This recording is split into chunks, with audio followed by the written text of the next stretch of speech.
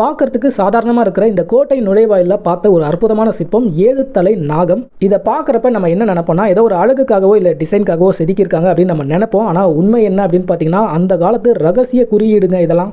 இந்த கோட்டையை சுற்றி ஏகப்பட்ட நுழைவாயில்கள் இருக்குது. அதில் பாதிக்கு மேலே போலியான நுழைவாயில்கள், அதாவது ஃபேக்கான ஒரு நுழைவாயில். அதுக்குள்ளே நீங்கள் வந்தீங்கன்னா கோட்டைக்குள்ளே போக மாட்டீங்க, வேற எங்கேயாவது போய் மாட்டிப்பீங்க, இல்லை வெளியே வர முடியாத மாதிரி ஏதாவது பண்ணி வச்சுருப்பாங்க.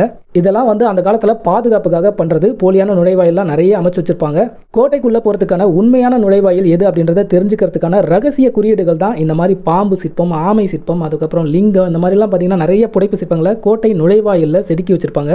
நம்ம பொன்னியின் செல்வன் படத்தில் கூட பார்த்துருப்போம். வந்தியத்தேவன் ஒரு முத்திரை மோதிரத்தை காட்டின பிறகு தான் கோட்டைக்குள்ளேயே விடுவாங்க. அதே மாதிரி தாங்க இதுவும். இப்போ நீங்கள் வெளியாள் கோட்டைக்குள்ளேருந்து உங்களுக்கு ஒரு உத்தரவு வருது கோட்டைக்குள்ளே வர சொல்லி, நீங்கள் எப்படி போகணும் அப்படின்ற ஒரு ரகசிய குறியீடை சொல்லிடுவாங்க. அதாவது 7 தலை நாகம் இருக்கும், அந்த வழியாக உள்ளவா இந்த டைமில் அப்படின்னு சொல்லிடுவாங்க. நீங்கள் போனீங்கன்னா கரெக்டாக கோட்டைக்குள்ளே போயிடலாம். இதுவே நீங்கள் ஒரு உளவாளி, உங்களுக்கு எந்த குறியீடும் தெரியாது அப்படின்னா, எந்த வழி ஓப்பனில் இருக்கோ அதுக்குள்ளே போவீங்க. அது பார்த்தீங்கன்னா போலியான வழியாக இருக்கும். இல்லைனா உள்ளே போனீங்கன்னா கோட்டைக்குள்ளே எங்கேயாவது போய் மாட்டிப்பீங்க, உங்கள் தலையை கச்சக் பண்ணிடுவாங்க.